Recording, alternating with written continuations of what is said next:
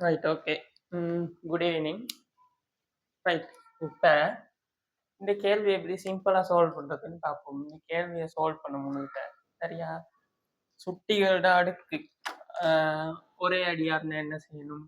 அடுத்து அடுக்கூட்டு அடுக்கு வந்தா என்ன செய்யணும்? அந்த நாலேஜ்ல கிளியரா இருக்க ஒரு ஆளால இந்த கேள்விய சிம்பிளா செய்ய இயலும். சரியா? இப்ப பார்க்கறதுக்கு கஷ்டமா தெரியுது. சரியா? இத எப்படி சிம்பிளா செய்றதுன்னு பார்ப்போம். இப்போ ஃபர்ஸ்ட் நான் என்ன செய்றேன்னா, 2 to the power t ஒரு 1/t இந்த பவரால நான் என்ன செய்றேன்? மல்டிப்ளை பண்றேன். அப்ப இந்த பக்கம் ஒரு வேலைய செஞ்சா, சமனுக்கு இந்த பக்கம் அதே செய்யணும். அப்ப tக்கு மேல 32 தர 1/t. இப்ப எனக்கு இந்த tயும் இந்த tயும் கட் ஆஃப் ஆகி இந்த side 2 equal to t to the power 32/tன்னு வரும். இப்ப நான் என்ன செய்றேன்? 2 பக்கமும் ஒரு 1/32ஆல பிரிக்கிறேன். ரைட்டா? அப்ப இங்க ஆன்சர் வரும் 1/32 அடுக்கு சமன் இங்க எனக்கு ஆன்சர் வரும் t சமன் 1/t அடுக்கு. ரைட். இப்ப இந்த சைடு இப்படியே வச்சுக்கிட்டு இந்த சைடை சால்வ் பண்ணி பார்ப்போம். இப்படி ஒரு வடிவம் வருதானு. ரைட்டா? ரைட். இப்ப நான் என்ன செய்றேன்? இந்த 2 சரியா? 2/2 1 அதாவது ஓராம் அடுக்கு தான். 2 ஓராம் அடுக்கு தானே. அந்த ஓராம் அடுக்க நான் 2/2ன்னு எழுதி இங்க இருக்க 1/32 போடுறேன். நமக்கு தெரியும் மேல இருக்கவர் இவர்ட வர்க்கம். அப்ப எனக்கு எழுதி கொள்ளலாம். சரி, இது ஈக்குவல் டு t/1/t. இப்ப எனக்கு இவரை எழுதலாம் எப்படி?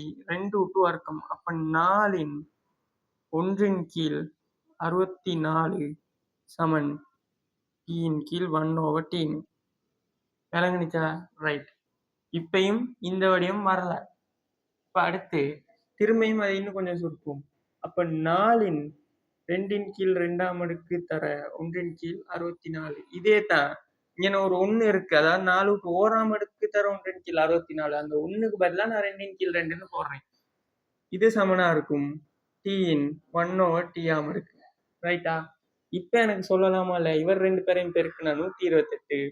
மேல இருக்க 2 ரூட் வர்க்கமா இருக்கலாம். அப்ப 4 வர்க்கம் 16. 16ன் 1/128 அடுக்கு சமன் t to the power 1/t. இப்ப திரும்பவும் இதை சால்வ் பண்ணுவோம். ரைட்டா? அப்ப 16னுடைய 2/2 அடுக்கு தர 1/128 சமன் t to the power 1/t. இப்ப எனக்கு கீழே இருக்க 2 பேரையும் பெருக்கி சொல்லலாம். ரைட். மேல இருக்க வரை ஒரு வர்க்கமா எடுக்கலாம். அப்ப 16 வர்க்கம் 256. கீழே இருக்க இந்த 2 பேரையும் சுருக்கி எனக்கு சொல்லலாம் 1/256 is equal to t to the power 1/t. So அப்ப t இருக்க வேண்டிய இடத்துல எல்லாம் 256 இருக்கு. அப்ப tக்கான ஆன்சர் 2556. இதுதான் ஆன்சர்.